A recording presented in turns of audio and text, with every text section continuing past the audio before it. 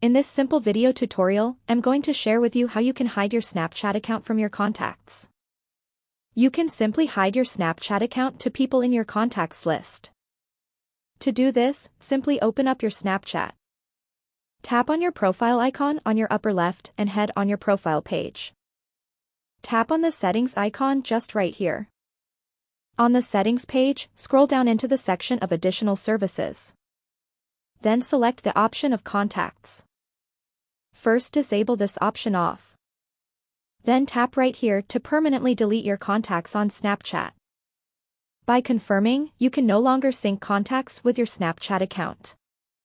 Your Snapchat account won't be visible to people with Snapchat accounts in your contacts list. You can furthermore get back and head into this section of Contact Me. Then only allow your Snapchat friends. That's how easy it is to hide your Snapchat to your contacts with Snapchat accounts. If you have any questions, just let me know in the comments section down below. Please don't forget to leave a like, share and subscribe for more video tutorials like this one.